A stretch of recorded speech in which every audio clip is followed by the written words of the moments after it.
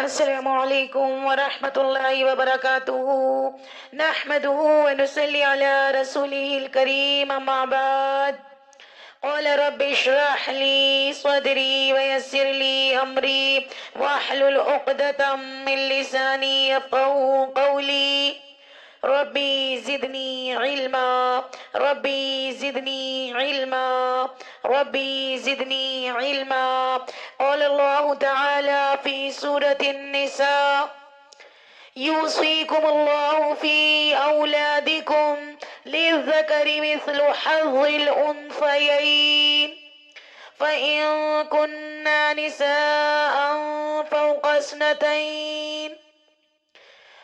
اثنتين فلهن ثلثا ما ترك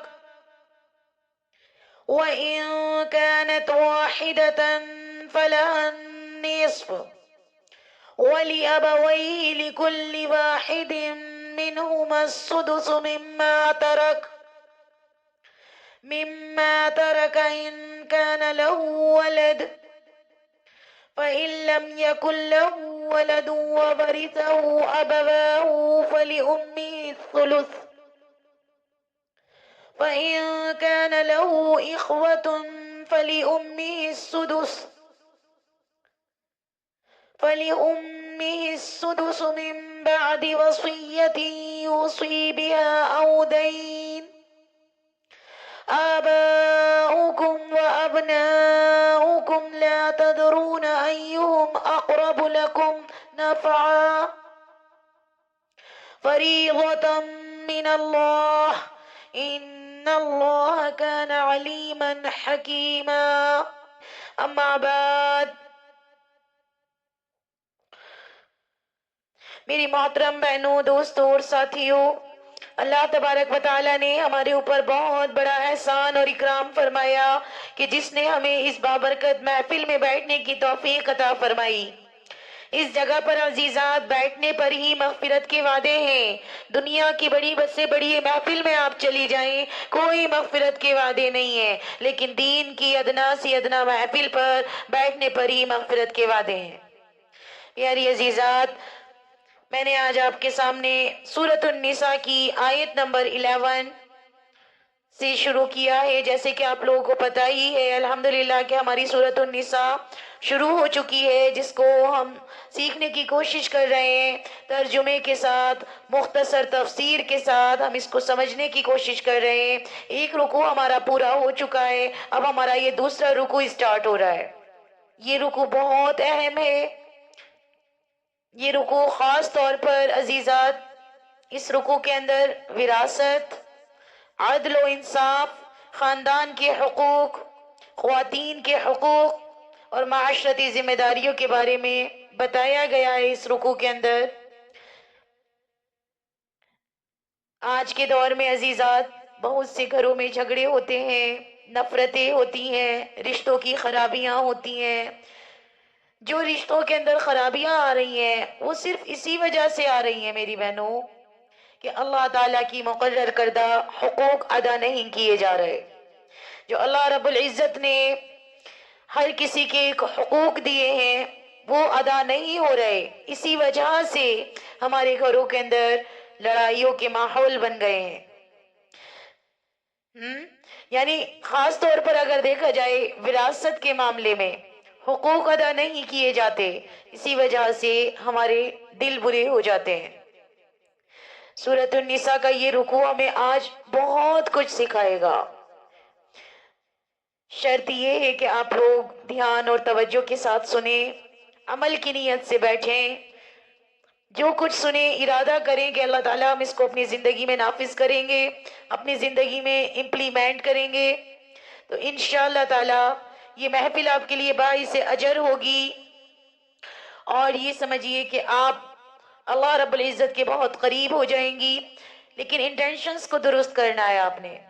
اس رکوع کے اندر ہم بہت کچھ سیکھیں گے، جیسے وراثت کے بارے میں سیکھیں گے کہ وراثت میں صرف مال کی تقسیم نہیں ہوتی، ہر ایک چیز جو مرنے والا مورث چھوڑ کر جاتا ہے ہر چیز وارثوں کے اندر تقسیم ہوتی ہے۔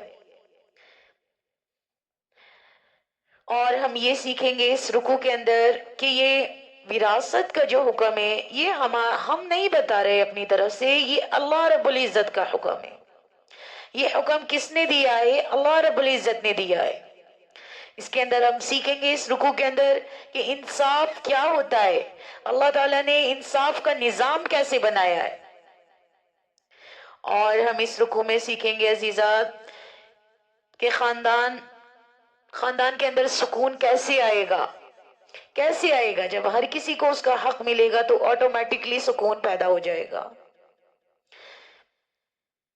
یہ سمجھیے کہ آج کا یہ درس ہمارے لیے ہماری زندگی بدل دینے والا درس ہوگا انشاءاللہ تعالی، کیونکہ اس میں ہم وراثت کی اہمیت کو جانیں گے، عورتوں اور بچوں کے حقوق کو جانیں گے، اللہ رب العزت کی مقرر کردہ حصوں کے بارے میں سمجھیں گے، ناانصافی کے نقصانات کیا ہوتے ہیں، دنیا اور آخرت میں ہمارا کیا نقصان ہوگا، یہ سب ہم سمجھنے جا رہے ہیں۔ معاشرے میں عدل قائم کرنے کی ضرورت کیا ہے، کیوں مطلب ضروری ہے کہ معاشرے کے اندر عدل قائم کیا جائے، اس کی ضرورت کیا ہے۔ اور یہ چیز سیکھیں گے کہ اگر وراثت صحیح طریقے سے تقسیم نہ کی جائے تو اس کے پھر کیا برے اثرات پڑتے ہیں۔ تو اس رکوع کے اندر ہمیں بہت کچھ ملنے والا ہے۔ اگر وراثت نہیں دیتے تو اللہ تعالیٰ کی نافرمانی ہوتی ہے، پھر کیا ہوگا، یہ سب کچھ ہم سمجھیں گے انشاءاللہ اللہ تعالیٰ کی توفیق سے۔ بس آپ لوگ صبر کے ساتھ بیٹھیے، عمل کی نیت سے بیٹھیے۔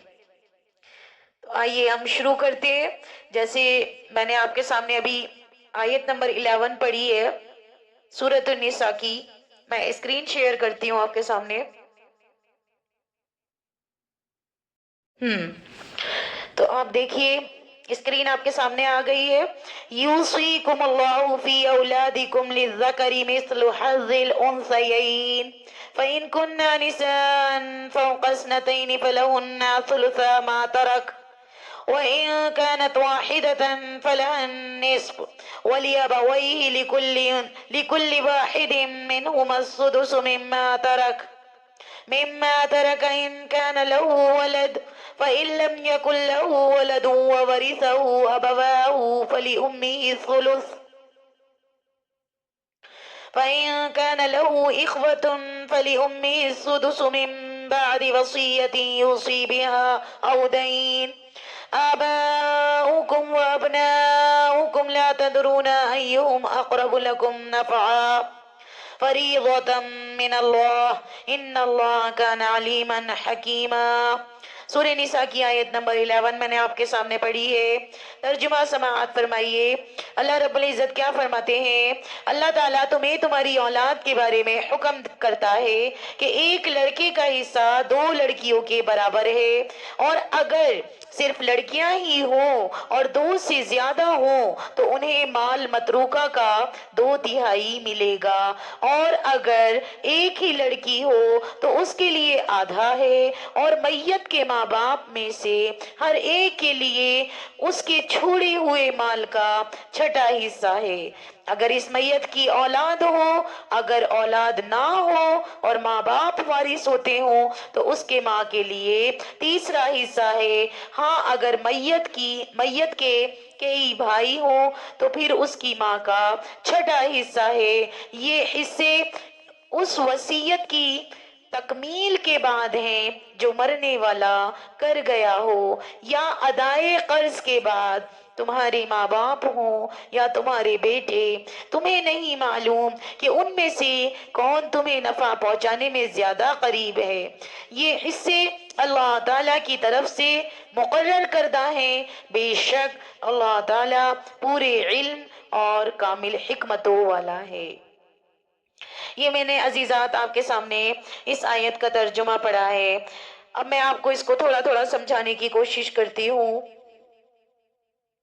کہ دیکھیں میری بہنوں، یہ سورۃ النساء کا دوسرا رکوع بڑا مختصر سا ہے۔ اگر دیکھا جائے تو اس رکوع کے اندر صرف 4 آیات ہیں، لیکن معنوی طور پر ان میں ایک قیامت مضمر ہے۔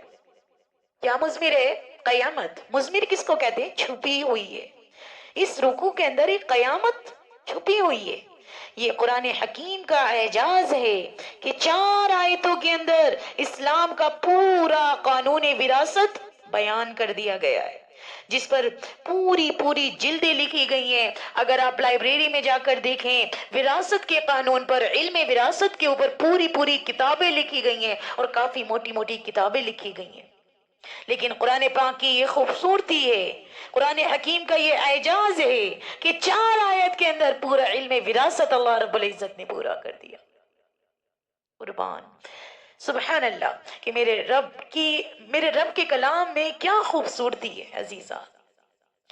تو آپ ذرا اس کو سمجھنے کی کوشش کریں، اللہ رب العزت کیا کہہ رہے ہیں۔ ویسے دیکھیں، میں پورا ڈیٹیل میں آئی تھنک 4 گھنٹے کا بیان ہے، 3 پارٹس میں نے اس کے اپلوڈ کیے ہیں یوٹیوب پر، آپ جائیں وہاں پر ایک ایک کر کے سن سکتے ہیں، پارٹ 1 پارٹ 2 پارٹ 3 پورا ڈیٹیل میں سمجھایا ہے 4 گھنٹے میں بھی، 4 گھنٹے کا بیان ہے 3 پارٹس میں۔ تو آپ لوگ جو یہاں پر نئے ہیں، جنہوں نے نئی وراثت والی کلاسز لی ہماری، تو آپ لوگ وہاں جائیے، وزٹ کیجئے اور اچھے سے آپ ایک ایک چیز کو سمجھنے کی کوشش کریے۔ یہاں میں آپ کو مختصر تفسیر کے ساتھ سمجھانا چاہتی ہوں، ویسے ڈیٹیل میں آپ کو خوب اچھے سے بتا چکی ہوں، ٹھیک ہے۔ جو ہمارے یہاں نیو اسٹوڈنٹس ہیں تو ان سے میری ہمبلی ریکویسٹ ہے کہ آپ لوگ ضرور اس کو سنیے گا، کیونکہ دیکھیں وراثت کے بارے میں جاننا بہت زیادہ ضروری ہے۔ اگر ہم یہ نہیں جانیں گے اور اگر ہماری جو وراثت ہوتی ہے وہ اس طریقے سے اسلامی طریقے سے ڈسٹریبیوٹ نہیں ہوتی تو عزیزات ہم جہنمی بن جائیں گے، ہم گناہ گار بن جائیں گے۔ تو اس لیے اس علم کا سیکھنا بہت زیادہ ضروری ہے۔ چلیے اب میں آپ کے سامنے مختصر سی تھوڑی تفسیر رکھنا چاہتی ہوں۔ ترجمہ میں نے آپ کے سامنے رکھ دیا ہے، اسکرین آپ کے سامنے ہے، تو ذرا غور سے سنیے گا، اٹینٹیولی ہو جائیے، بالکل سیریس۔ یوصیکم اللہ فی اولادکم، اللہ تعالیٰ تمہیں وصیت کرتا ہے تمہاری اولاد کے بارے میں، اللہ تعالیٰ تمہیں تمہاری اولاد کے بارے میں وصیت کرتا ہے۔ للذکر مثل حظ الانثیین، کہ لڑکے کے لیے حصہ ہے 2 لڑکیوں کے برابر۔ جی اللہ تعالیٰ کیا کہہ رہے ہیں یہاں؟ لڑکے کے لیے حصہ ہے، یہ نہیں کہا اللہ تعالیٰ نے کہ لڑکے کے 2 حصے ہیں، نہیں، اللہ تعالیٰ کیا کہہ رہے ہیں؟ لڑکے کے لیے حصے ہیں 2 لڑکیوں کے برابر۔ اٹ مینس 2 لڑکیوں کو جتنا دیا جاتا ہے اتنا ایک لڑکے کو دیا جائے گا، تو یہاں لڑکیوں کو ہائی لائٹ کیا گیا ہے۔ فَإِن كُنَّ نِسَاءً فَوْقَ اثْنَتَيْنِ فَلَهُنَّ ثُلُثَ مَا تَرَكَ، پھر اگر لڑکیاں ہی ہوں 2 یا 2 سے زیادہ تو ان کے لیے ترکے کا 2/3 ہے، اٹ مینس 2/3 ملے گا۔ کتنا ملے گا؟ 2/3 ملے گا۔ اگر کسی کے لڑکیاں ہیں، کتنی ہیں؟ اگر لڑکیاں ہیں 2 یا 2 سے زیادہ، کسی کی 2 یا 2 سے زیادہ لڑکیاں ہیں، یعنی کوئی بیٹا نہیں ہے، صرف بیٹی ہی بیٹی ہے، 2 ہیں یا 3 ہیں، تو ان کو کتنا حصہ ملے گا؟ ان کے جو ابا چھوڑ کر گئے ہیں، ان کے والد محترم جو چھوڑ کر گئے ہیں، اس میں سے 2/3 ان کو دیا جائے گا۔ اس کے علاوہ جو بچتا ہے وہ مال، وہ وارثوں کے اندر جو اور ورثاء ہیں ان کے اندر تقسیم ہوگا۔ ہمارے معاشرے میں ہوتا کیا ہے، اگر کسی کا بیٹا نہیں ہوتا، بیٹیاں ہی بیٹیاں ہوتی ہیں، تو وہ کیا کرتے ہیں عزیزات؟ وہ سارے مال پر بیٹیاں ہی قبضہ کر لیتی ہیں۔ اگر اس طرح سے بیٹیاں کریں گی تو وہ گناہگار کہلائیں گی۔ اللہ تعالیٰ نے ان کو صرف 2/3 دیا ہے، جی 2/3 دیا ہے۔ وَإِن كَانَتْ وَاحِدَةً فَلَهَا النِّصْفُ، اور اگر ایک ہی لڑکی ہے تو اس کے لیے کیا ہوگا؟ اس کے لیے آدھا حصہ ہوگا۔ کسی شخص کی ایک ہی بیٹی ہے، کوئی اور اولاد ہی نہیں ہے، صرف ایک ہی بیٹی ہے، تو اب اس کا جو مال ہے تو اس کا مال صرف آدھا ملے گا، 50% ملے گا، 50% ورثاء میں جائے گا۔ ورثاء اور کون ہو سکتے ہیں؟ اب جیسے ایک شخص کا انتقال ہوتا ہے، مثال کے طور پر زید کا، میں مثال دوں گی کم پیسوں سے تاکہ آپ لوگوں کو سمجھ میں آ جائے، ٹھیک ہے؟ زیادہ آپ لوگ حساب لگا لیجئے گا، جب آپ لوگ وراثت کو ڈسٹریبیوٹ کرتے ہیں تو ایک آپ کے پاس مفتی صاحب ضرور ہونے چاہیے جو ریاضی کے ماہر ہو، میتھمیٹک میں ان کو بہت اچھا عبور حاصل ہو، ٹھیک ہے؟ تو ان کو بٹھائیے اور پھر وہ بتائیں گے آپ لوگوں کو کس طرح سے وراثت ڈسٹریبیوٹ ہوتی ہے۔ تو میں آپ کو بس مثال کے طور پہ بتا رہی ہوں، ایک شخص ہے زید 1 لاکھ روپے چھوڑ کر گیا ہے، ٹھیک ہے؟ اس کے اگر 2 بچے ہیں زید کے، ایک بیٹا ہے اور ایک بیٹی ہے، ٹھیک ہے؟ اور یہ 1 لاکھ روپے مطلب सब चीज के बाद, यानी कि कफन, दफन, तदफीन जो होती है ना, तजहीज और तकफीन, यानी कि जब मरने वाला दुनिया से जाता है, उसका उसका जो क्या कहते हैं वो खर्चा होता है ना, दफन का, कफन का, और अगर वो बीमार है उसकी बीमारी का, ये सारा खर्चा निकालने के बाद, और अगर उनका कोई कर्जा है, कर्जा देने के बाद, अगर वो वसीयत करके गए हैं, वसीयत कर लेने के बाद, जो और उनकी वाइफ वगैरह है उनको दे देने के बाद जो बचता है, अब अगर मिसाल के तौर पर जैद के 2 बच्चे हैं, एक बेटा है और एक बेटी है, तो अल्लाह ताला कहते हैं बेटी को 1 हिस्सा मिलेगा, बेटे को 2 हिस्से मिलेंगे। तो इस पूरे 1 लाख के तीन हिस्से कर लिए जाएंगे, 3 हिस्से कर लिए जाएंगे 1 लाख के, ठीक है। 1 हिस्सा बेटी को मिल जाएगा और 2 हिस्से बेटे को मिल जाएंगे। बात समझ आ रही है? तो और अगर जैद की 3 बेटियां ही बेटियां हैं या 2 बेटियां ही बेटियां हैं, तो इस माल का क्या किया जाएगा, 2/3 कर लिया जाएगा, 1 लाख रुपए के 2/3 निकाल लिया जाएगा, ठीक है। ये 2 बेटियों को दिया जाएगा, यानी कि 2/3 हिस्सा। इसके अलावा जो 1/3 बचेगा वो और बुरसा में जाएगा, यानी जैद के अगर भतीजे हैं उनके पास जाएगा, ठीक है, भाई हैं उनके पास जाएगा, इस तरह से उनके पास चला जाता है। लेकिन जो उनकी बेटियां हैं, अगर 2 हैं या 3 हैं, तो 2/3 उनको मिल जाएगा, जो 1/3 बाकी बचेगा 1 लाख का, ठीक है, वो उनके वरसा में चला जाएगा, दूसरे जो वरसा हैं।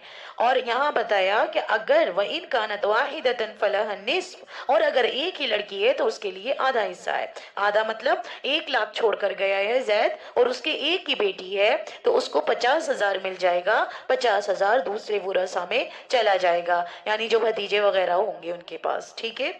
जाहिर है कि अगर एक ही बेटा है तो वो पूरी तरीके का वारिस हो जाएगा। अगर किसी का एक ही बेटा है, वारिस है, बेटा जो है, बेटी भी वारिस होती है, लेकिन अगर किसी के एक ही इकलौता बेटा है, तो अब जैद 1 लाख छोड़ कर गया है, तो पूरा 1 लाख का मालिक उसका बेटा बन जाएगा, ठीक है।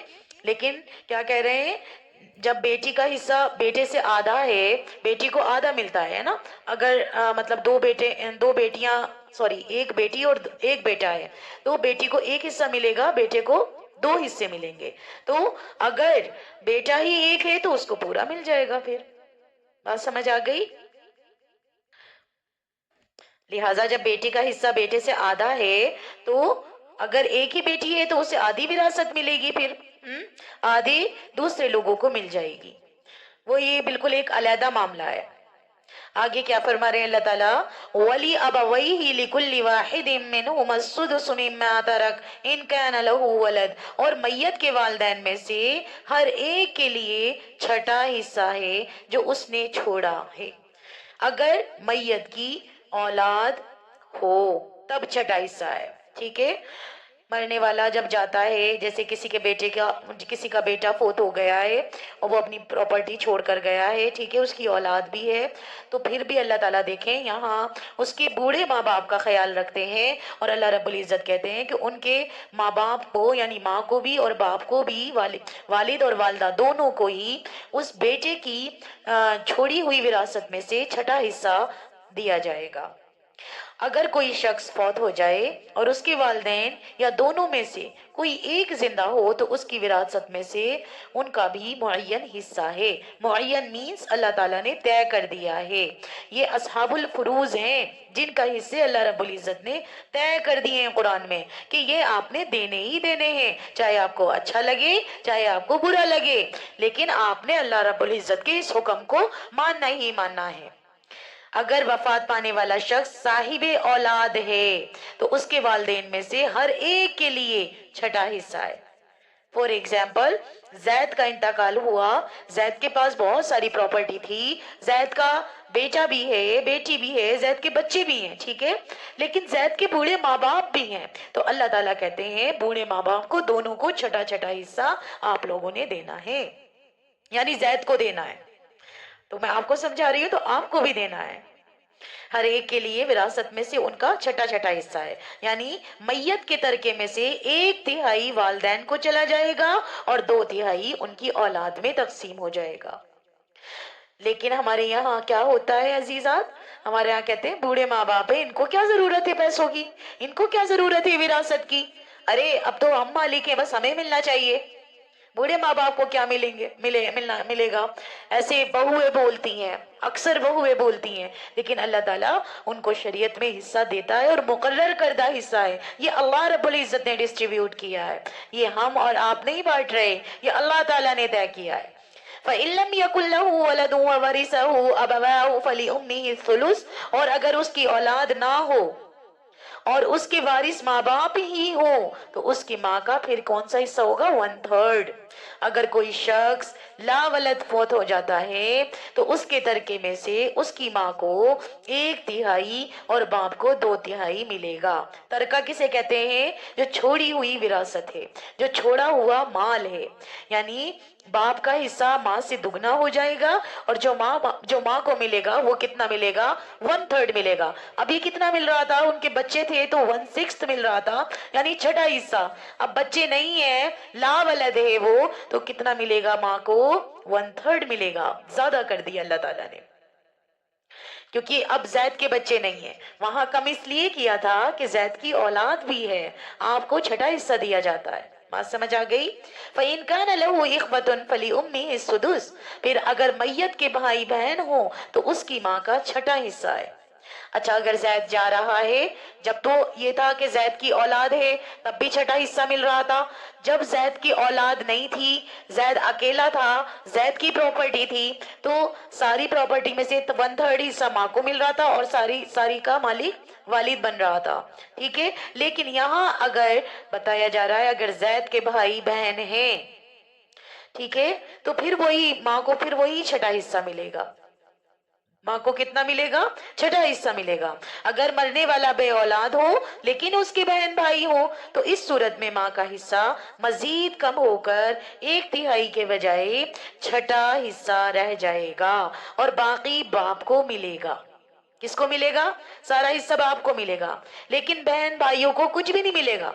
अब वो बाप की तरफ से विरासत के हकदार होंगे, यहाँ ये भी बता दिया गया जी। सारा हिस्सा किसको मिल जाएगा, वालिद साहब को मिल जाएगा, और फिर जो वालिद साहब की विरासत बन जाएगी वो, तो उसमें जो जो बहन भाई हैं जैद के, तो फिर वो वालिद साहब की विरासत में से उनको हिस्सा मिलेगा। बात समझ आ गई। और ये सब कुछ कब मिलेगा, आगे अल्लाह ताला फरमाते हैं, मिन बादी वसीयती यूसी बिहा औ दैन, मिन बादी वसीयती यूसी बिहा औ दैन, बाद उस वसीयत की तामील के जो वो कर जाए, या बाद अदाए कर्ज के, यानी कि अगर जाने वाले के ऊपर कर्जा है या वसीयत की है, विरासत की तकसीम से पहले ये दो काम कर लेने जरूरी हैं। क्या, एक ये कि अगर उस शख्स के जिम्मे कोई कर्ज है तो पहले वो दिया जाए, दूसरा ये कि अगर उसने कोई वसीयत की है तो उसको पूरा किया जाए, फिर विरासत तकसीम होगी। और मैंने वसीयत के बारे में आपको सारा बहुत अच्छे से डिटेल में समझाया था कि कितनी वसीयत कर सकता है बंदा, 1/3 की वसीयत कर सकता है, इससे ज्यादा की नहीं कर सकता। मिसाल के तौर पर जाने वाला 100 रुपए छोड़कर जा रहा है, मैं मिसाल के तौर पर कम पैसों से बता रही हूँ ताकि आप लोगों को समझ आ जाए। ठीक है, तो 1/3 की वसीयत कर सकता है, 33 रुपीज .33 कुछ, इतने की वसीयत कर सकता है, यानी 3 रुपए अगर छोड़कर जा रहा है तो 1 रुपए की वसीयत कर सकता है, 2 रुपए जो होंगे वो वारिसों में बटेंगे। बात समझ आ गई। और अगर किसी के ऊपर कर्जा है तो हमारे यहाँ जब दुनिया से लोग जाते हैं तो सबसे पहले ये पूछना चाहिए, भाई मेरे वालिद साहब के ऊपर किसी का कर्जा तो नहीं है, अगर है तो उसको अदा करना चाहिए उनकी ही विरासत में से, उनका ही छोड़े हुए माल में से, उनके तरके में से।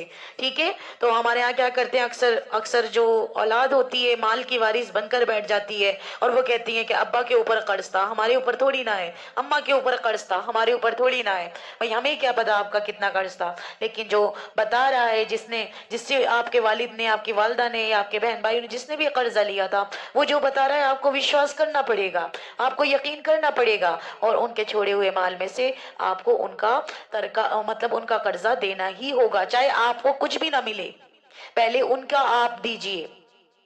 बात समझ में आ रही है। तो ये जरूरी है अजीजात, ये बहुत ज्यादा जरूरी है। विरासत की तकसीम से पहले ये दो काम हमें जरूरी करने चाहिए। फिर आगे अल्लाह ताला क्या फरमाते हैं, और मैंने डिटेल में बता दिया, प्लीज वहां जाकर सुन लीजिएगा। यहाँ इतना टाइम नहीं होता कि मैं ज्यादा डिटेल में एक्सप्लेन करूं। आगे अल्लाह ताला क्या कहते हैं, आबाउकुम व अबनाउकुम ला तदरूना अय्युहुम अक़रबु लकुम नफ़ा। तुम्हारे बाप, तुम्हारे बेटे, तुम नहीं जानते कि उनमें से कौन तुम्हारे लिए ज्यादा नाफे हैं, कौन ज्यादा आपके लिए नफा बख्श हैं, आप नहीं जानते। फरीदतम मिन अल्लाह, ये अल्लाह ताला की तरफ से मुकर्रर किया हुआ फरीजा है। तुम अपनी अक्लों को छोड़ो, अपनी अकल को छोड़ दो बिल्कुल, कि ये ऐसा क्यों है भाई, मैं तो ऐसे, मेरा तो सारा माल दूसरों के पास चला जाएगा, अब तो मेरे अब्बा छोड़ कर गए हैं, अब तो मैं वारिस बना था। तो हम लोग अपनी अकल का इस्तेमाल करते हैं कि भाई मैं क्यों अपनी फूफियों को दूं और मैं अपना क्यों उनको दूं। भाई अल्लाह रब्बुल इज्जत ने कहा है तो देना पड़ेगा ही। आप लोग अगर नहीं मानोगे तो अपोस्टेट बन जाओगे, मुर्तद हो जाओगे। आप लोग कुरान की आयतों पर यकीन नहीं करोगे और उस पर अमल नहीं करोगे तो आदमी इसी चीज से काफिर बन जाता है कि कुरान के एक हिस्से को मानता है और दूसरे हिस्से को नहीं मानता, उसको रद्द करता है। तो हम में से बहुत सारे लोग ऐसे हैं, मोस्टली बहनों का हक नहीं देते, खा जाते हैं। वैसे वो नमाजी हैं, वैसे वो दाढ़ी है उनकी, वैसे वो मतलब बहुत ज्यादा दीनदार हैं, कुरान के पढ़ने वाले हैं, दिन में पता नहीं कितना कुरान पढ़ते हैं, तस्बीहात पढ़ते हैं, 5 वक्ता नमाजी हैं, तहज्जुद गुजारे हैं, लेकिन अक्सर देखा जाए तो वो अपनी बहनों का हक खा जाते हैं, वो अपनी बहनों का हक मार लेते हैं। तो अजीजात, जहां से आपको हक मिला वहीं से आपकी बहन को भी मिल रहा है। बेटा बेटा है तो मैं बेटे से यही कहूंगी कि आप बेटे हो, आप भी तो बेटे हो ना, आप भी वहीं से आए हो जहां से बेटी आई है मेरी। तो बेटी को भी अल्लाह देता है, बेटे को भी देता है। आप भाई हो ना, जहां से आप आए हो वहां से बहन भी आई है, अल्लाह ने बहन को भी दिया है, भाई को भी दिया है। आप भाई हो, आपको 2 हिस्से मिलेंगे, बहन हो तो आपको 1 हिस्सा मिलेगा। लेकिन हमारे माशरे में लोग हजफ कर जाते हैं। कुछ लोग कहते हैं कि हमारी बहनों ने माफ कर दिया। ये माफ करने से भी माफ नहीं होता जब तक कि आप उनके हाथ में उनका हक ना दे दो, जब तक कि वो प्रॉपर्टी, वो पैसा, वो हर चीज उस बहन के हाथ में ना आ जाए। और हाथ में आ जाने के बाद अब उस बहन की मर्जी है कि वो आपको लौटा दे या वो आपके मतलब किसी भी तरह से बाद में दे दे, आपको गिफ्ट करके दे दे, वो बात दूसरी है। लेकिन पहले आप लोगों का फर्ज बनता है कि जो बहन का हिस्सा निकलता है वो आपने देना ही देना है। और अजीजात याद रखिएगा, जब मरने वाला दुनिया से जाता है, यानी अब्बा जान, वालिद साहब दुनिया से जा रहे हैं या वालदा दुनिया से जा रही हैं, एक एक चीज में हिस्सा होगा।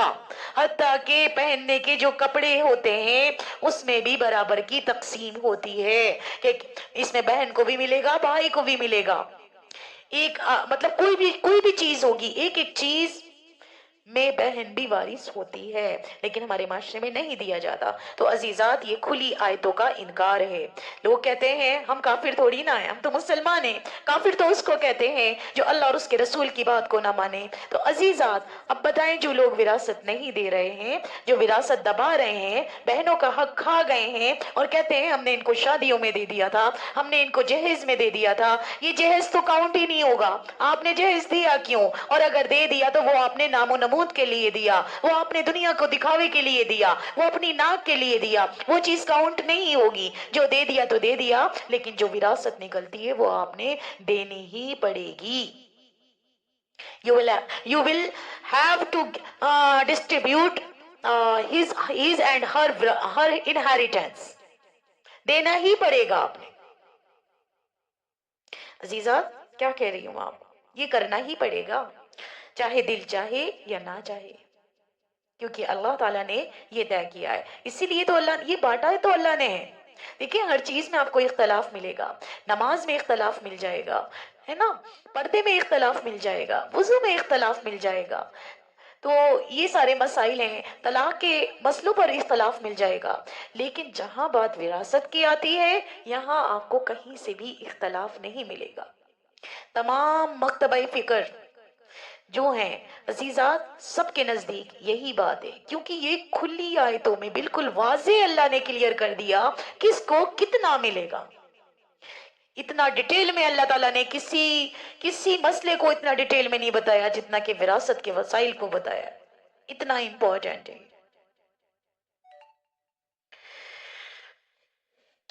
چلیں جی، تو عزیزات یہاں ہم اپنی عقلوں پر نہیں جائیں گے، اللہ تعالیٰ کی طرف سے مقرر کردہ حصوں کے مطابق وراثت تقسیم کرنی ہی پڑے گی۔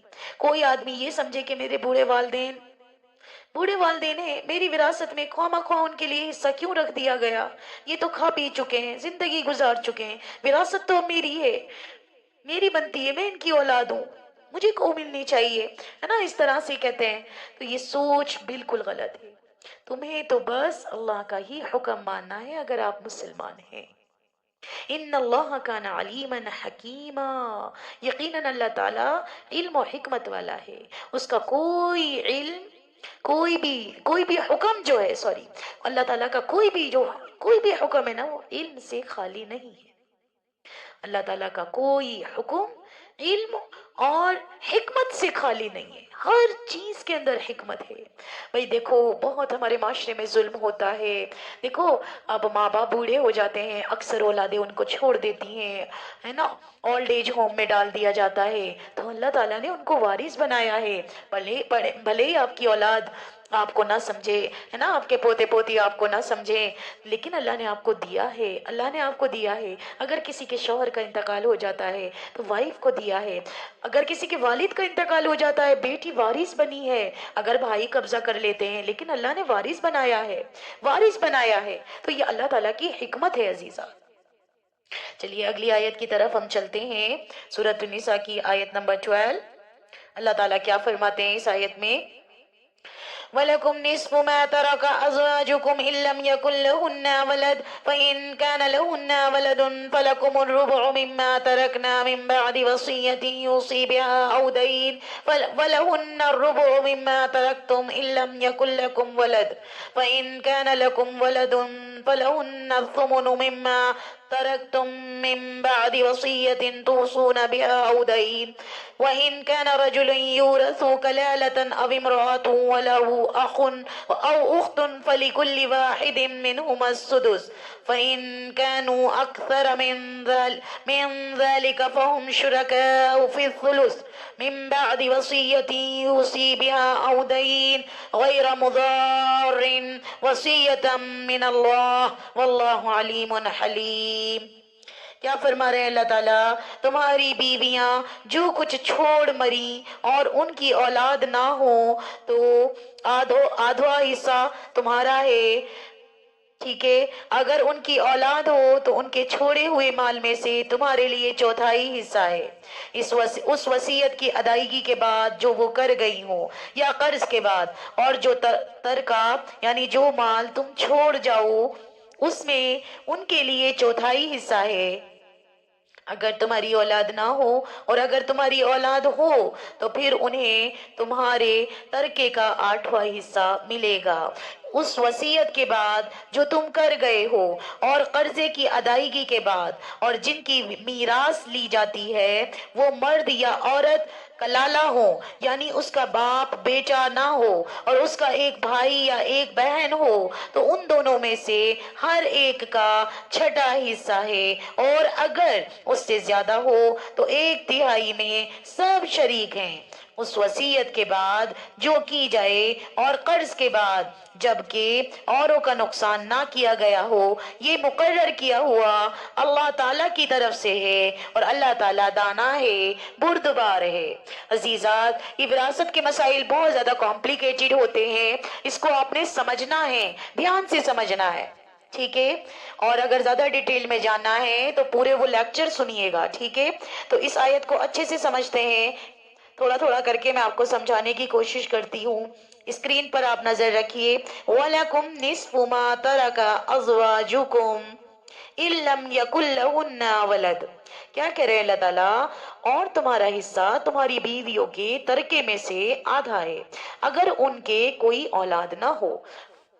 بیوی فوت ہو گئی ہے کسی کی، ٹھیک ہے، اور اس کی اولاد نہیں ہے، تو وہ جو چھوڑ کر گئی ہے، وہ جو ترکہ چھوڑ کر گئی ہے، اس میں سے نصف حصہ جو ہوگا وہ شوہر کا ہوگا، باقی جو نصف ہوگا وہ مرحومہ کے والدین اور بہن بھائیوں میں حسب قاعدہ تقسیم ہوگا۔ بات سمجھ آ رہی ہے؟ فور ایگزامپل، اگر میں دنیا سے جاتی ہوں، ٹھیک ہے، میرا جو مال ہے، میری جو پراپرٹی ہے، مثال کے طور پر 1 لاکھ ہے، ठीक, 1 लाख है तो उसमें से 50,000 मेरे शौहर को मिलेंगे, आधा हिस्सा मिलेगा। कब मिलेगा? अगर मेरी औलाद नहीं है। अगर मेरी औलाद होती है तो फिर कितना मिलता है? आगे आयत देखिए, फ़इन कान लहुन्ना वलदुन फ़इन कान लहुन्ना वलदुन फलकुमुर रुबउ मिम्मा तरकना। और अगर उनकी औलाद है तो तुम्हारे लिए चौथाई है उसमें से जो उन्होंने छोड़ा, चौथाई हिस्सा मिलेगा। यानी अगर मेरी औलाद है तो फिर 50 नहीं मिलेंगे, कितने मिलेंगे? 25, चौथाई हिस्सा मिलेगा। और जो 75 बचते हैं वो मेरी औलाद के अंदर बढ़ जाएंगे। और ये कब मिलेगा? मिन बादी वसीयती यूसीना बिहा औ दैन। बार बार अल्लाह ताला इस बात को कह रहे हैं, ये जब मिलेगा बाद उस वसीयत की तामील के जो वो कर जाए, या बाद अदाए कर्ज के।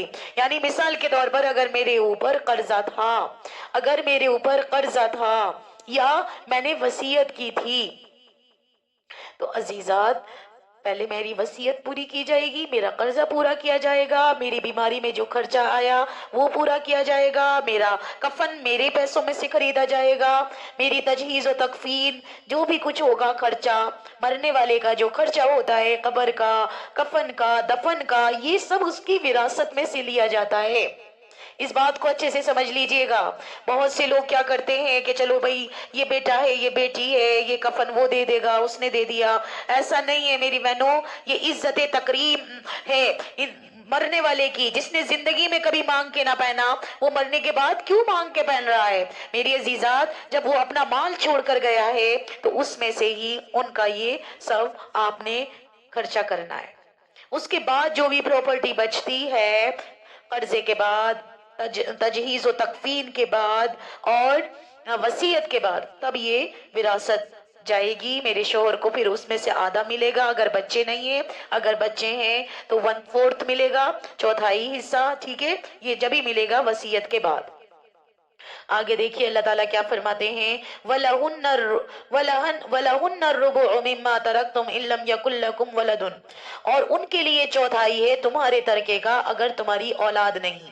अगर अगर शौहर फौत हो जाता है, जी अगर शौहर फौत हो जाता है तो फिर उसको चौथाई हिस्सा मिलता है। यानी अगर उसको देखा जाए उसको चौथाई हिस्सा मिलता है। शौहर को कितना मिल रहा था? आधा मिल रहा था, पूरा 50,000 मिल रहे थे अगर बच्चे नहीं है। ठीक है, लेकिन अब यहाँ उसको कितना मिलेगा? चौथाई तरके का अगर तुम्हारी औलाद नहीं है। फ़इन कान लकुम वलदुन फलहुन्ना सुमुनु मिम्मा तरकतुम। और अगर तुम्हारी औलाद है तो उनके लिए फिर 8वां हिस्सा है तुम्हारे तरके में से। जी अगर शौहर की औलाद है तो फिर बीवी को कितना मिलेगा? 8वां हिस्सा। और शौहर को कितना मिल रहा था? अगर बीवी की औलाद है तो फिर कितना मिल रहा था? जी चौथाई हिस्सा। शौहर का डबल हो गया, लेकिन यहाँ बीवी का आधा हो जाता है, 8वां हिस्सा। बात को समझिए। और जब बीवी की औलाद नहीं थी तो शौहर को कितना मिल रहा था? आधा हिस्सा, पूरा 50%। लेकिन अगर यहाँ शौहर की औलाद नहीं है तो कितना मिल रहा है बीवी को? चौथा हिस्सा, आधा आधा, आधे का भी आधा। बात समझ में आ रही है? बीवी को कितना मिलेगा? चौथा हिस्सा अगर शौहर की औलाद नहीं है। अगर औलाद है तो फिर 8वां हिस्सा मिलेगा। और ये कब मिलेगा? मिन बादी वसीयतिन तूसूना बिहा औ दैन, उस वसीयत की तामील के बाद जो तुमने की हो। यानी कर्ज की अदा करने के बाद, कर्ज और वसीयत जो है उसके बाद। अगर मरने वाले ने कोई औलाद नहीं छोड़ी तो मतलब उसके अदाए देनों ये सारी वसीयत के बाद उसकी जो बीवी को उसके तरके की जो तरका मिलेगा, चौथाई हिस्सा मिलेगा। और अगर उसने कोई औलाद छोड़ी है तो इस सूरत में कि कर्ज के अदायगी के बाद और वसीयत की अदायगी के बाद फिर बीवी को 8वां हिस्सा मिलेगा। अगर बीवी एक से जायद हो तो फिर क्या होता है? जी अगर बीवी एक से जायद होती हैं तो अजीजात, अगर 8वां हिस्सा है तो बराबर बराबर बराबर बराबर उसमें से बट जाएगा।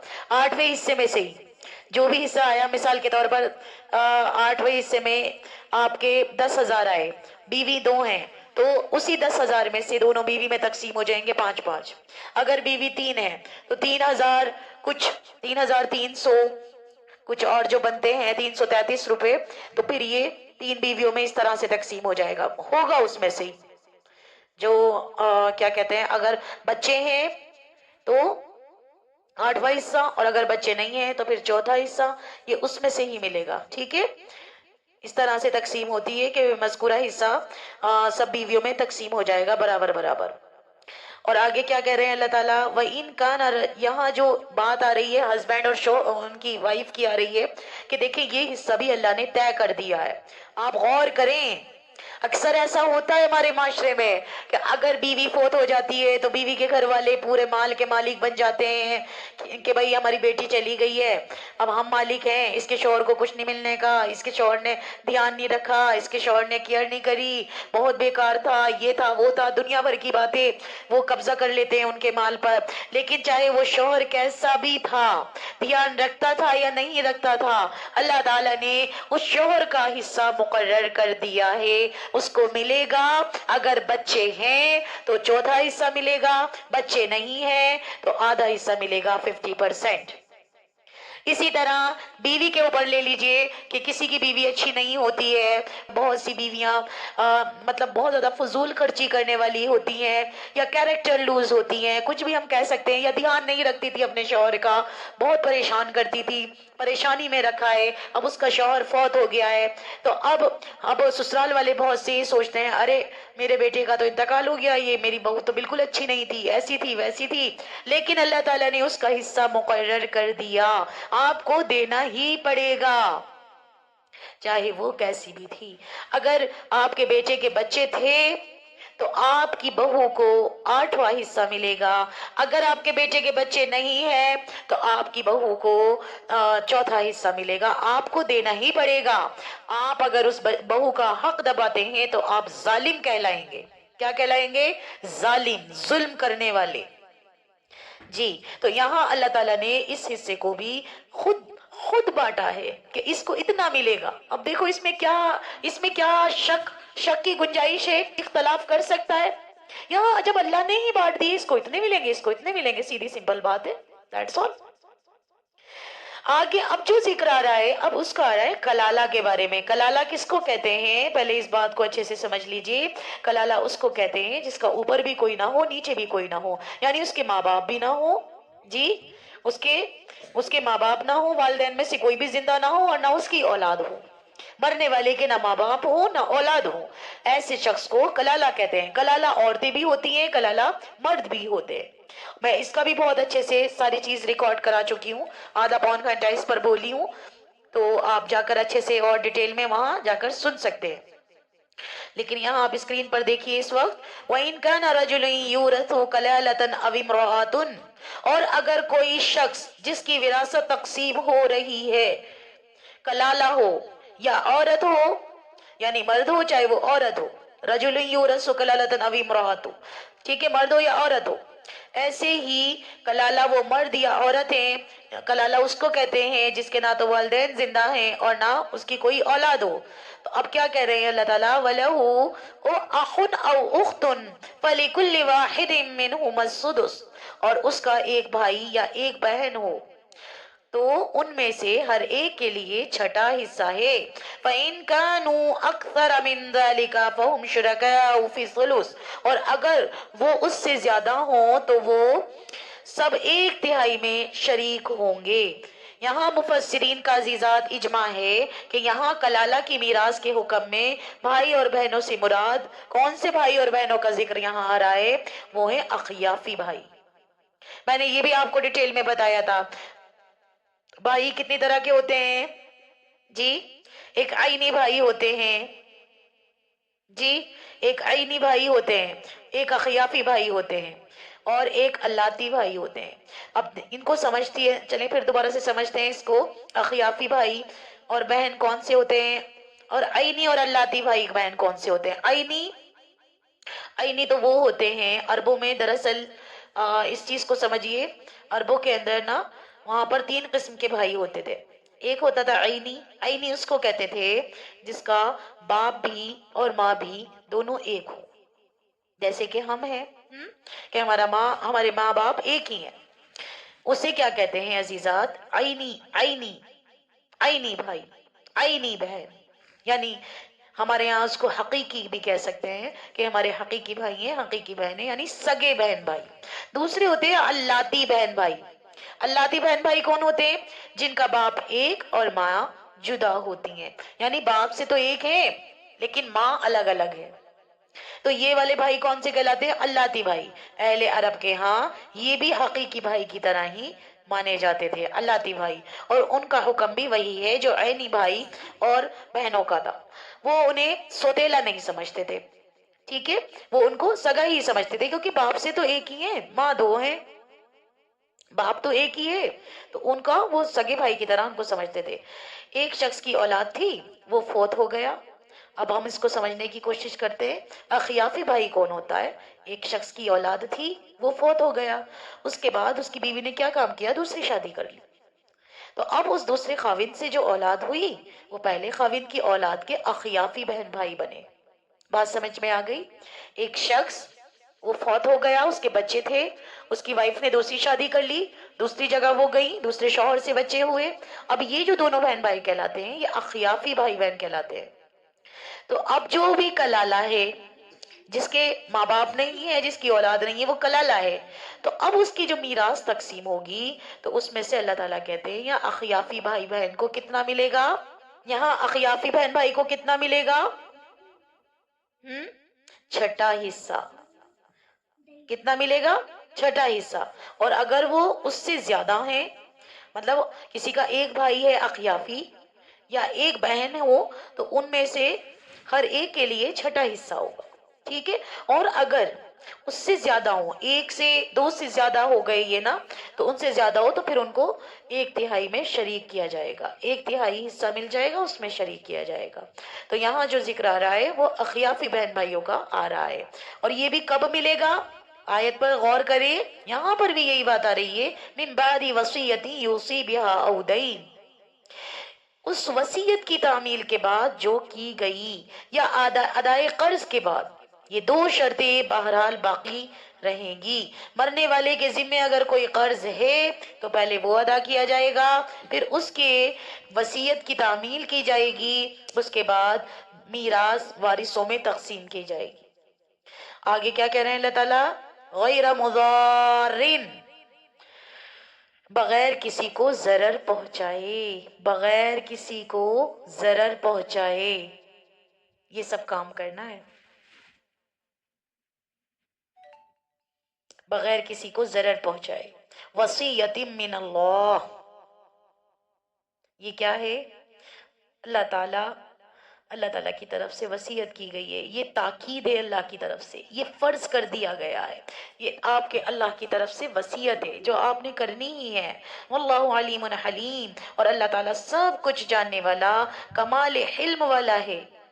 اس کے حلم اور بردباری پر دھوکہ نہ کھانا کہ وہ تمہیں پکڑ نہیں رہا ہے، وہ ڈھیل دے رہا ہے، وہ پکڑ نہیں رہا ہے، نہ جا اس کے تحمل پر کہ بے آپ بالکل مطلب آپ ہر دھرمی کے ساتھ نا انصافی کرنے لگیں، آپ بے ڈب گرفت اس کی پکڑ جب آئے گی تو اس سے بچنا عزیزات ممکن نہیں ہے۔ جیسے کہ اللہ تعالیٰ سورہ بروج کے اندر فرماتے ہیں کہ اِنَّ بَطْشَ رَبِّكَ لَشَدِيدٌ، یقیناً تمہارے رب کی پکڑ بڑی سخت ہے، بہت سخت ہے۔ تو یہ کام آپ نے کرنا ہی کرنا ہے۔ اس آیت میں دیکھیں ہمیں کیا سیکھنے کو ملا؟ ہسبینڈ وائف کی وراثت کے بارے میں پتہ چل رہا ہے۔ اخیافی بھائی کو کیا دیا جاتا ہے؟ وہ جو کلالہ ہوگا، کلالہ میں سے جو کلالہ ہوتا ہے جس کے اوپر نیچے کوئی نہیں ہے، اس کی وراثت کہاں جائے گی؟ اس کے اخیافی بھائیوں میں بٹے گی۔ سگا بھائی تو نہیں ہے، اگر سگا بھائی ہوتا تو ظاہر ہے وہ وارث بن جاتا، آئینی بھائی، اللہتی بھائی، لیکن یہاں اخیافی بھائی ہے اس کا، ٹھیک ہے، اخیافی بھائی ہے، اور اس کے کلالہ تو اس وجہ سے ہے نا، اس کی اولاد نہیں ہے، اس کے والدین نہیں ہے، تو اب یہاں صرف اس کا اخیافی بھائی ہے۔ اخیافی بھائی سے مراد کیا ہے جی؟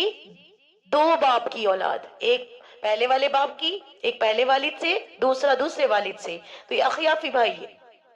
تو اب اخیافی بھائی کو پھر کتنا، اگر وہ ایک ایک ہیں، ایک بھائی ایک بہن ہے، تو چھٹا چھٹا حصہ دے دیا جائے گا، اگر اس سے زیادہ ہیں تو پھر ان کو ایک تہائی میں شریک کیا جائے گا، 1/3 مل جائے گا، 1/3 میں سے پھر سارے آ جائیں گے، اس طرح سے تقسیم کی جاتی ہے۔ چلتے ہیں اب آیت نمبر 13 کی طرف۔ اللہ تعالیٰ آیت نمبر 13 میں کیا کہہ رہے ہیں؟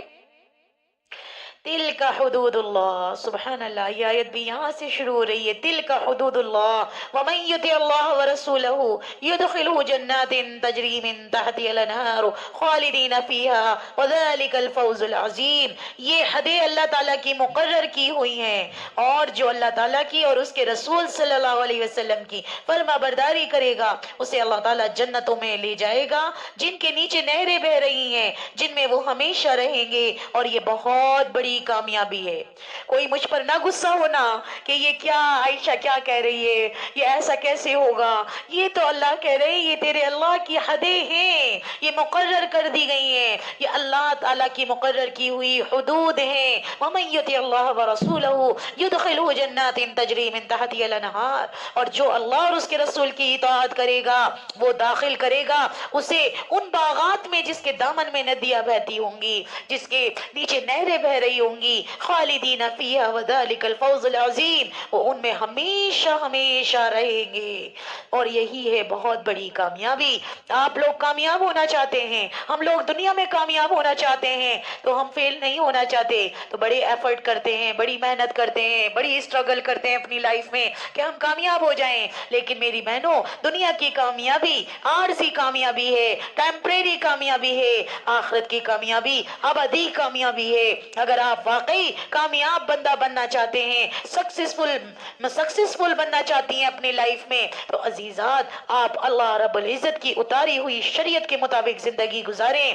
یہ تیرے رب کی طرف سے فرض کیا گیا ہے، دل کا وصیت من اللہ، دل کا حدود اللہ، یہ تیرے اللہ کی حدیں ہیں، اس سے آگے نہ گزرنا، اللہ کی حدوں کو پورا کریے، اللہ کی حدوں میں ہی محدود رہیے، اس سے آگے نہ نکلنے کی کوشش کیجیے۔ جو اللہ نے آپ کے لیے کرا ہے اس میں یقیناً حکمت ہے، یقیناً کامیابی ہے، ہمیشہ کی راحت ہے، ہمیشہ کی جنت ہے۔ اگر کامیاب ہونا ہے تو اللہ تعالیٰ کی اتاری ہوئی شریعت کے مطابق زندگی گزارے۔ جیسے کہ اللہ تعالیٰ قرآن میں کہتے ہیں کافر کون، ظالم کون، فاسق کون، سورہ مائدہ میں اللہ تعالیٰ فرماتے ہیں وَمَن لَّمْ يَحْكُم بِمَا أَنزَلَ اللَّهُ فَأُولَٰئِكَ هُمُ الْكَافِرُونَ وَمَن لَّمْ يَحْكُم بِمَا أَنزَلَ اللَّهُ فَأُولَٰئِكَ هُمُ الظَّالِمُونَ وَمَن لَّمْ يَحْكُم بِمَا أَنزَلَ اللَّهُ فَأُولَٰئِكَ هُمُ الْفَاسِقُونَ، کہ جو اللہ کی اتاری ہوئی شریعت کے مطابق فیصلے نہیں کرتے یہی تو کافر ہیں، یہی تو ظالم ہیں، یہی تو فاسق ہیں، یہی تو ناہنجار ہیں، یہی تو غدار ہیں، جو اللہ کی اتاری ہوئی شریعت کے مطابق زندگی نہیں گزارتے۔ سوچیں میری بہنوں، لم کے ساتھ تاکید آئی، لم کے ساتھ، بہت تاکید ہے، یہی ہے۔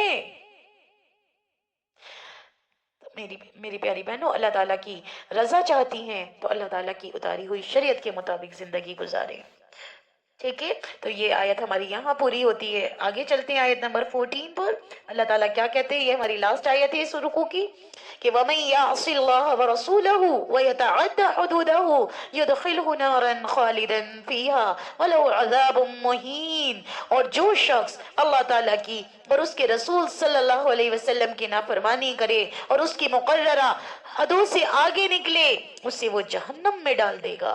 اللہم حافظنا، اللہم حافظنا، جس میں وہ ہمیشہ رہے گا، ایسو ہی کے لیے رسوا کن عذاب ہے۔ اللہم حافظنا، کیا کہہ رہے ہیں اللہ تعالیٰ کہ وَمَن يَعْصِ اللَّهَ وَرَسُولَهُ وَيَتَعَدَّ حُدُودَهُ، اور جو کوئی نافرمانی کرے گا اللہ اور اس کے رسول کی اور تجاوز کرے گا اور اس کی حدوں سے آگے نکلنے کی کوشش کرے گا، تو وہ اللہ کیا کرے گا، يُدْخِلْهُ نَارًا خَالِدًا فِيهَا، وہ داخل کرے گا اس کو آگ میں جس میں وہ ہمیشہ رہے گا۔ وَلَهُ عَذَابٌ مُّهِينٌ، اور اس کے لیے اہانت آمیز عذاب ہوگا، ذلت دینے والا عذاب ہوگا، رسوا کر دینے والا عذاب ہوگا۔ بتائیے کیسے اللہ تعالیٰ نے بالکل کلیئر بتا دیا ہے کہ جو بھی کوئی اللہ کی اتاری ہوئی شریعت کے مطابق فیصلہ نہیں کرے گا، اس کی نافرمانی کرے گا، اس کی حدود سے آگے نکلے گا، تو اس کے لیے ذلت والا عذاب ہوگا۔ اس کے لیے اہانت آمیز عذاب ہوگا۔ اللہ رب العزت ہم سب کی حفاظت فرمائے اس ایسے عذاب سے، ایسے خطرناک عذاب سے اللہ رب العزت ہم سب کی حفاظت فرمائے جو اللہ رب العزت نے ہم سے کہا ہے۔ اللہ تعالی ہم سب کو کرنے کی توفیق عطا فرمائے، کیونکہ عزیزات یہی کامیابی کی بنیاد ہے، یہی ہمیں کامیابی کی طرف لے کر جائے گی۔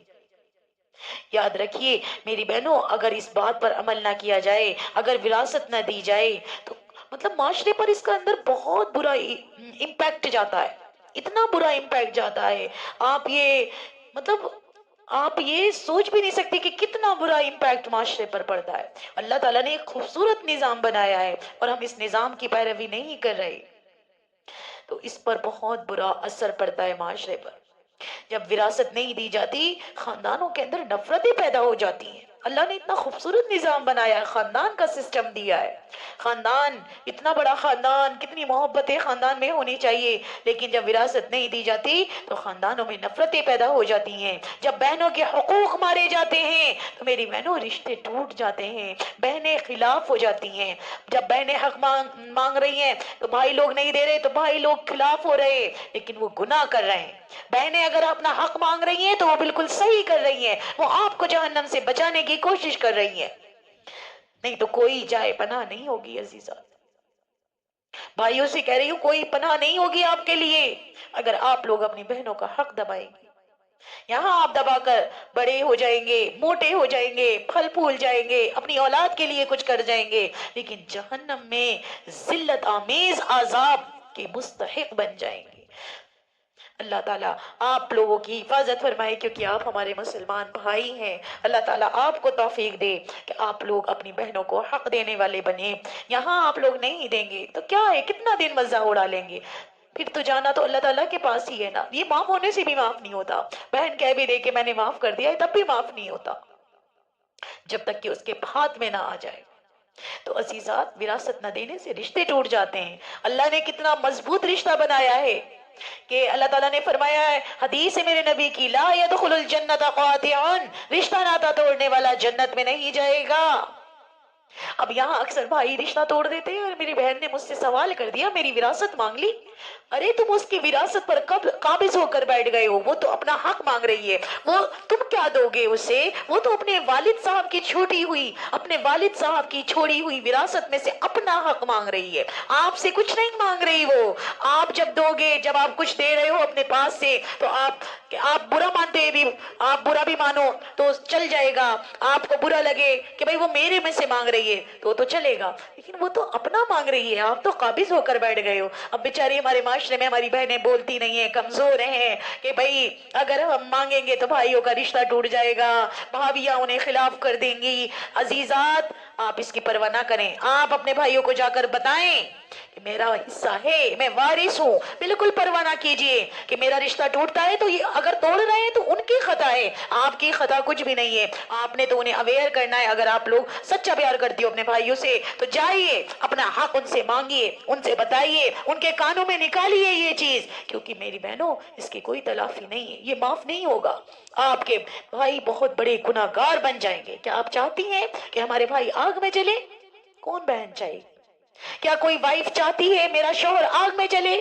بہت سی وائف ایسی ہوتی ہیں، اپنے ہسبینڈ کو بھڑکاتی ہیں، ان کی بہنوں کے خلاف کرتی ہیں، دیکھا جی تمہاری بہنوں نے کیسا حق مانگا، دیکھا جی تم نے کتنا کرا، ایسے سے باتیں کرتی ہیں۔ یاد رکھیے وہ بھابی ابھی کہ وہ اپنے شوہر کے حق میں کانٹے بو رہی ہیں، اور کبھی کبھی بھابیاں منع کرتی ہیں کہ ہم نہیں دیں گے۔ بھئی آپ کون ہوتی ہیں؟ آپ کیوں بیچ میں انٹرفیئر کر رہی ہیں؟ میں ان بھابیوں سے بات کر رہی ہوں جو بہنوں کا حق نہیں دینے دیتی۔ آپ کون ہوتی ہیں؟ آپ کیوں انٹرفیئر کر رہی ہیں؟ آپ اپنے والد کی وراثت میں مالک ہیں، آپ یہاں مالک نہیں ہیں، سوری ٹو سے۔ آپ تو مالک جب بنیں گی جب میرے بھائی کا انتقال ہوگا، سمجھ رہی ہیں؟ بھائی کے انتقال کے بعد بیوی کو وراثت ملتی ہے، آپ کیوں انٹرفیئر کر رہی ہیں؟ Why are you interfering؟ کیوں؟ اکثر بھابیاں ایسی ملتی ہیں، اس لیے میں چاہتی ہوں ایک بات کھول کر بیان کر دوں۔ ریگارڈلیس I can speak، میں بغیر کسی ڈر کے بول سکتی ہوں الحمدللہ، کیونکہ مجھے اپنے حق سے پیار ہے۔ मुझे अपनी सच्चाई से प्यार है। मुझे मुझे मुझे मुझे किसी से डर नहीं लगता। मैं क्यों डरूं हक को बयान करने में? मैं तो सीना चौड़ा करके बोलूंगी, क्योंकि ये मेरे रब का कलाम है। मुझे अपने रब के हुक्म की पासदारी करनी है। मुझे बिरादरी से क्या लेना, मुझे लोगों से क्या डरना। नहीं, मैं कभी नहीं घबराऊंगी। मैं हमेशा हक बोलूंगी जो है। जैसे अल्लाह रब्बुल इज्जत ने कहा है, जैसे जैसे जिसको बोला है ऐसे ऐसे आपको मिलेगा। अगर मैं अपने बारे में बात करूं कि भाई मैं अपनी नंदों को मना करने लगूं कि भाई नहीं हिस्सा मत दो, मैं होती कौन हूं? मैं क्यों इंटरफेयर कर रही हूं भाई बहनों की जिंदगी में? मैं भाई उनके वालिद साहब छोड़ कर गए, वो बहन भाइयों का हक है, मेरा कहां से आया उसमें? मैं तो अपने वालिद के घर मालिक हूं। बात समझ रही हैं आप मेरी? उम्मीद है समझ आ रही होगी, क्योंकि मैं अपने ऊपर रख कर बता रही हूं आपको। मैं नहीं बोल सकती भाई बहन के बीच में, मैं बिल्कुल भी नहीं बोल सकती। जो भी भाभी ऐसा बोलेगी गुनाहगार होगी।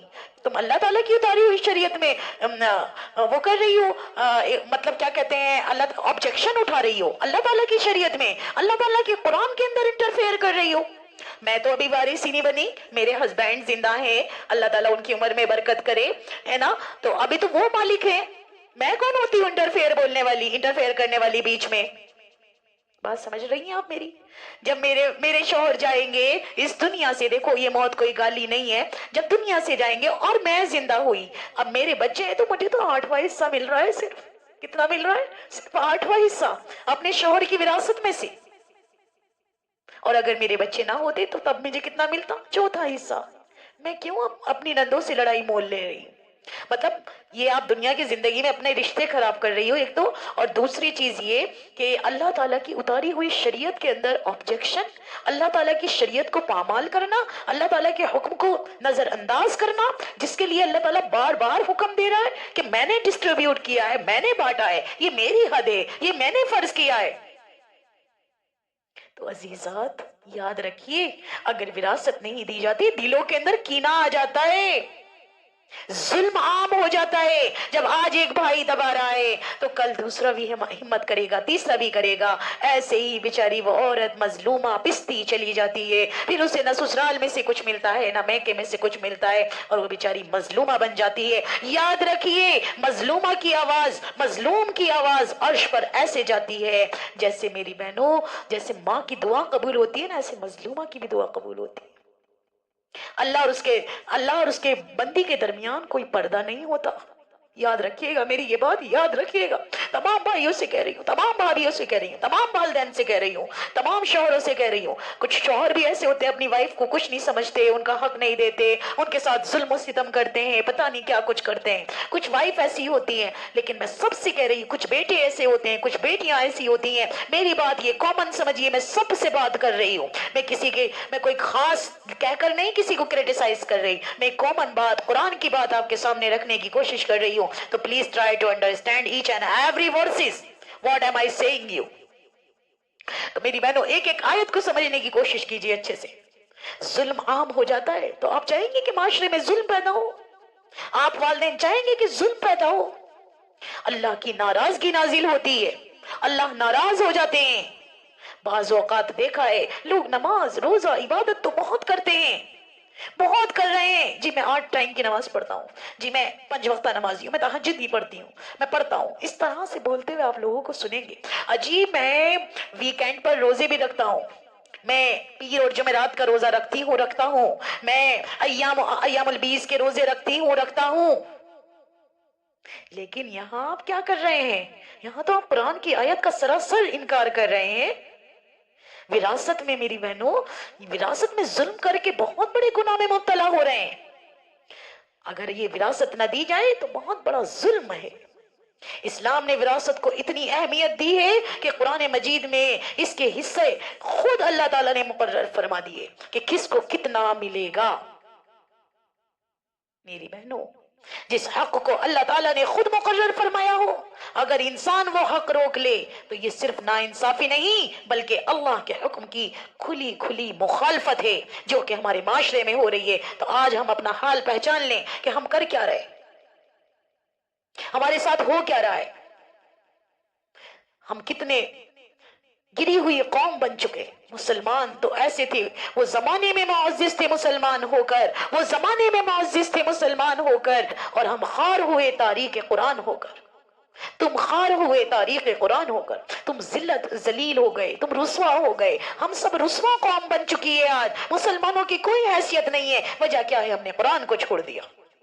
اللہ رب العزت سے بس یہی دعا ہے کہ اللہ تعالیٰ ہمیں قرآن پاک کو سمجھنے والا بنائے، اس پر عمل کرنے والا بنائے، جتنا سب کچھ سنا ہے اس کو اپنی زندگیوں میں اپلائی کرنے والا بنائے، اور دوسروں تک یہ ساری بات پہنچانے والا بنائے، بتانے والا بنائے، بغیر کسی ڈر کے آپ بولنے والے بن جائیں۔ اللہ رب العزت ہم سب کو کہنے سننے سے زیادہ عمل کرنے والا بنائے۔ جو بھی کوئی کہنے سننے میں سمجھنے میں کمی پیشی ہوئی ہو، اللہ رب العزت سے دعا ہے اللہ تعالیٰ درگزر کا معاملہ فرمائے اور ہمیں قرآن پاک سے جڑنے کی توفیق عطا فرمائے۔ یہ ہمارے لیے ایک رہنمائی ہے، یہ ہمارے لیے ایک گائیڈنس ہے جو اللہ کی طرف سے آئی ہے، جس کو ہم نے آج تک چھوڑے رکھا ہے۔ اب اللہ تعالیٰ ہمیں قرآن پاک سے جڑنے کی توفیق عطا فرمائے۔ وآخر دعوانا الحمد للہ رب العالمین۔ ربنا تقبل منا انك انت السميع العليم وتب علينا انك انت التواب الرحيم برحمتك يا ارحم الراحمين برحمتك يا ارحم الراحمين برحمتك يا ارحم الراحمين۔